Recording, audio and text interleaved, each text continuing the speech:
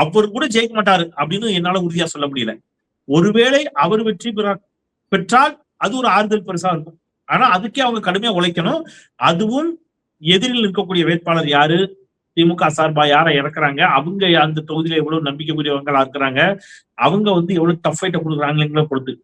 ஒருவேளை எதிரில வலுவான வேட்பாளர் இறங்கி கடும் போட்டியை கொடுத்தாங்கன்னா அதுவுமே அந்த ஆறுதல் பெருசுமே கிடைக்குமாங்கிறது டவுட் தான். சோ இது ஒரு பக்கம். தேர்தல் முடிவுகளுக்கு பிறகு இப்ப அவர் ஒருவேளை அவர் மட்டும் வெற்றி பெறாருன்னு வைங்க, சட்டமன்றத்துக்கு போய் சட்டமன்றத்தில் ஆக்கப்பூர்வமான ஒரு எதிர்கட்சி எம்எல்ஏவாக ஆளுங்கட்சியை நோக்கி கேள்வி எழுப்பணும், சண்டை போடணும். விஜய் செய்வாரா? சத்தியம் பண்ணி சொல்றேன், மாட்டாரு. சத்தியமா மாட்டாரு. சரி, அவருமே தோத்துட்டாரு. மக்கள் மன்றத்துக்கு வரணும். அடுத்த ஆட்சி கட்சியாக மீண்டும் திமுக நிச்சயமாக வரப்போகிறது. அப்போ ஆட்சி கட்சிக்கு எதிராக பிரச்சனைகளை சுட்டிக்காட்டி மக்களோடு மக்களாக நின்று அவங்க கண்ணீர், அவங்க சுக துக்கத்துல பங்கெடுத்து ரோட்டில் நின்று அவங்களோட நின்று அவங்களுக்கான உரிமைகளை பெற்றுத் தருவதற்கு போராடணும். வருவாரா?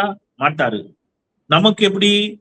நமக்கு தான் வேர்வை ஆகாத, வேக்கவே கூடாது. எவனா செத்து போயிட்டான்னா கூட அவன் டெட் பாடி எடுத்துக்கிட்டு பனையூருக்கு போக வேண்டியிருக்கு. தலைவா தொண்டன் செத்துட்டான், இந்த வா தலைவா ஒரு மாலை மட்டும் வச்சு அனுப்பு, நாங்க தூக்கிட்டு போறோம் பாடியும் தூக்கிட்டு போற நிலைமையில தான் இருக்குது. நம்ம எங்கேயும் போறதில்லை, யாரையும் பார்க்கறதில்லை, எந்த மக்கள் பிரச்சனையும் நிற்கிறது இல்லை. அப்போ அரசியல் எதிர்காலம் என்ன ஆகும்?